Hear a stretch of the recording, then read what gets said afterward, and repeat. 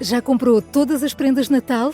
Lembrou-se da sua? Estamos a oferecer 40 passes anuais da Zone e um deles pode ser seu. Assine hoje até 55% de desconto e habilite-se a ganhar. Tudo em observador.pt.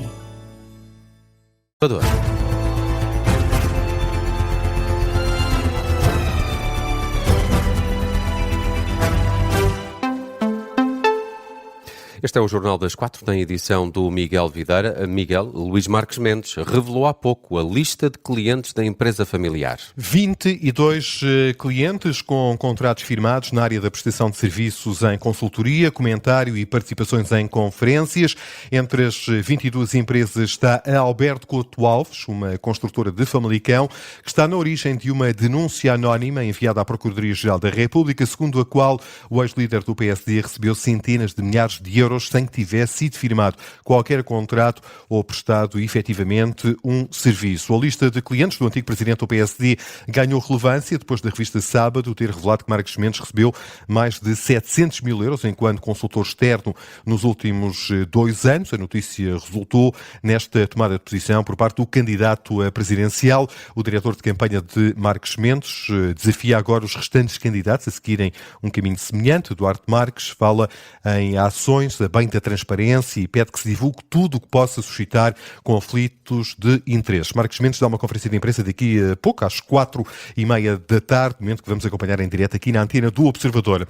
Junta-se a este Jornal das 4 da tarde o editor de política do Observador, Rui Pedro Antunes. Rui, boa tarde. Já é possível retirar alguma conclusão da lista de clientes que agora foi divulgada?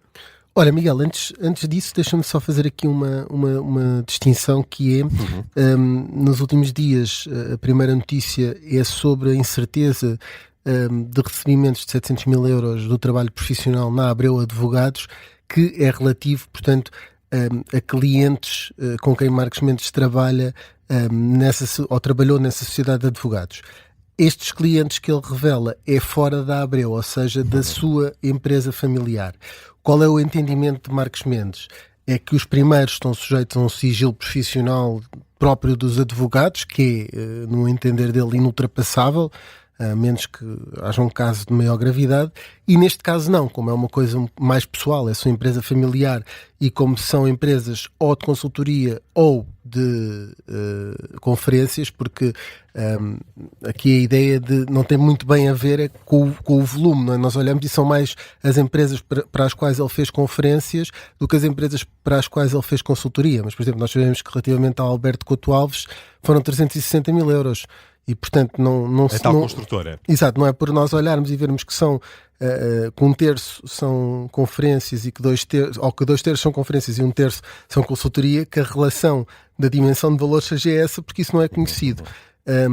Por outro lado, é verdade que isto é um sinal de transparência no sentido em que Luís Marques Mendes tinha dito aqui, na entrevista ao Observador, estava disponível para revelar os clientes. Ele disse na altura que eram mais 2 ou 3 e conferências não é exatamente assim, ou seja, é uma lista de clientes bastante mais vasta do que se imaginava quando ele nos deu essa resposta, mas cumpriu. Agora, o que falta fazer é a segunda parte, que certamente os adversários vão fazer, e também os jornalistas no escrutínio normal, que é verdade que o prometido é de vidro. Aqui está, prometeu, divulgou, vamos ver se o prometido é de vidro, porque pode algumas vezes haver aqui depois algumas ligações que possam ou não ser problemáticas, no sentido de serem... É exatamente isso. Rui, o que está aqui em causa é isso, não é? Se de facto haverá aqui esse tipo de relações que defines como problemáticas. Sim, em primeiro lugar, por exemplo, na empresa, na primeira de consultoria que nós já escrevemos sobre isso, Alberto Couto Alves,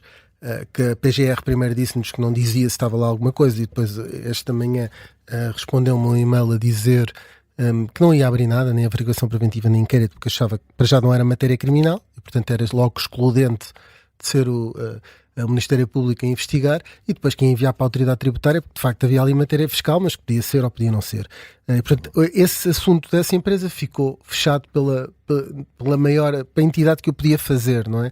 Depois podemos começar a ver por aí abaixo a lista, naturalmente que ela foi divulgada há sensivelmente 1h20, ainda não tive a oportunidade de fazer um escrutínio total, mas, por exemplo, posso dar-te um exemplo. Estava agora a olhar para a Associação Portuguesa dos Industriais de Engenharia Energética, não é?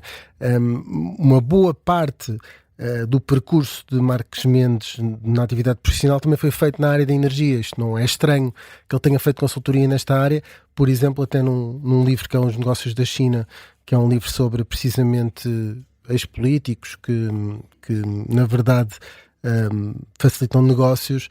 É referida uma longa lista de empresas da área da energia de Marques Mendes, portanto ele tem experiência nessa área e não é de estranhar.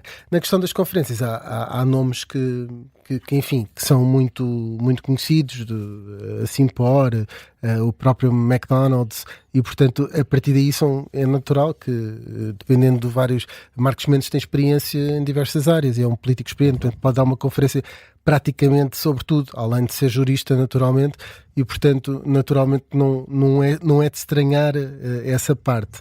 Mas eu vou-te dar aqui um exemplo de como é que pode ser olhado às vezes o escrutínio. Isto foi uma conferência dada por Luís Marques Mendes, ou pelo menos esta empresa pagou-lhe, a CBRE, Sociedade de Mediação Imobiliária Limitada. Isto não diz nada, não é? À partida, enfim, no setor imobiliário nós não sabemos sequer o período, não é? Vamos imaginar que a CBRE tem investimentos na área dos vistos gold e que coincide exatamente com uma altura em que Luís Marques Mendes havia suspeitas sobre as ligações dele a essa área, etc. Isso mudaria tudo. Portanto, há aqui uma informação que é insuficiente. Eu não estou a dizer que o escrutínio tem que ser total, porque o próprio candidato até foi para além daquilo que lhe era exigido neste momento do ponto de vista formal e legal. Mas naturalmente que nós, não sabendo a data das conferências, não sabendo quando foi o período e qual o valor de cada uma destas empresas, também esse escrutínio nunca pode ser total. Agora, que é mais do que até agora os outros candidatos genericamente revelaram, nem todos têm este tipo de percurso, não é? Por exemplo, o Almirante Gouveia Melo teve a vida toda na Marinha, nas Forças Armadas, e portanto não terá esta relação de contactos profissionais e de clientes em empresa privada, mas também tem um alojamento local no Alentejo, não é? No limite, se estivesse lá, vou dar aqui um exemplo que é absolutamente fictício para quem estiver a apanhar do nada, não achar que estou a fazer nenhuma suspensão, não é isso, mas imaginar que no alojamento local que ele tem no Alentejo ia albergar alguém de uma empresa que contratou para a Marinha, de sua responsabilidade. Também em todo o lado há fatores suscetíveis de haver essa incompatibilidade, mas de facto Marques Mendes tem uma vida profissional mais rica neste aspecto e portanto à partida também tinha uma pressão maior sobre ele, sobre esta parte da sua atividade profissional. É verdade que ele agora pode dizer que tem aqui um passo em frente no ponto de vista da transparência e da ética, que aliás tem sido uma bandeira dele, ele que praticamente caucionou a hipótese de ser Primeiro-Ministro e de continuar líder do PSD, embora tenha sido democraticamente derrotado por Luís Filipe Menezes numas eleições diretas, que foram as primeiras do PSD. Prejudicou muito essa alegada bitola ética que ele teve quando era líder do PSD. Portanto, ele puxa muito dessa bandeira. Acho que é um bom princípio e um bom sinal para a transparência ter divulgado esta lista. Se isto nos diz exatamente tudo o que foi as relações dele ao longo dos últimos anos, não diz, mas se efetivamente ele prometeu aqui precisamente no estúdio da Rádio Observador, isso cumpriu, acho que ninguém pode dizer que este não é um bom princípio democrático. Sendo que esta lista vai ser agora seguramente, e como também aqui fazias referência, dissecada para perceber então todas essas ramificações e essas ligações, sendo que, como já aqui disse, Luís Marques Mendes vai dar uma conferência de imprensa daqui a pouco, momento que vamos acompanhar em direto aqui na antena do Observador. Obrigado. Rui Pedro Antunes é o editor de política do Observador. Seguimos então com a Procuradoria-Geral da República, que esclareceu que não abriu qualquer inquérito ou averiguação preventiva na sequência dessa denúncia anónima que visa Marques Mendes. Sim, o Rui fazia aqui referência a isto mesmo. Segundo essa denúncia anónima, o candidato a Belém recebeu milhares de euros da construtora de Famalicão sem que tenha sido firmado qualquer contrato e sem que os serviços tenham sido efetivamente prestados. Ora, o Ministério Público entende que a informação é parca e não descreve qualquer facto suscetível de ser considerado um crime. E, Miguel, uma decisão que tem merecido comentários nas últimas horas de adversários de Marques Mendes nessa corrida a Belém. O caso de António Filipe, que visita o Instituto Ricardo Jorge, afirmou que todos os candidatos têm a obrigação de declarar todos os interesses que têm. É evidente que todos os candidatos a Presidente da República, dado que se trata de um cargo de absoluta exclusividade, e têm a obrigação de declarar os interesses todos que têm, enfim, as obrigações declarativas de património e rendimentos e de interesses não são apenas para os titulares de cargos políticos, mas também para os candidatos a Presidente da República e, portanto, no âmbito dos processos de candidatura consta essa declaração. E, portanto, agora tratar-se-á de aferir a veracidade da declaração, mas, enfim, o Ministério Público tomou a sua decisão e eu sobre isso nada tinha a dizer. António Filipe, sobre a decisão da Procuradoria-Geral da República de não abrir nenhum inquérito depois de receber uma denúncia anónima. Também Henrique Gouveia Melo, o candidato presidencial, voltou a falar sobre as suspeitas em torno de Marcos Mendes. O Almirante volta a pedir mais transparência. Vamos agora para outras notícias também em destaque a esta hora.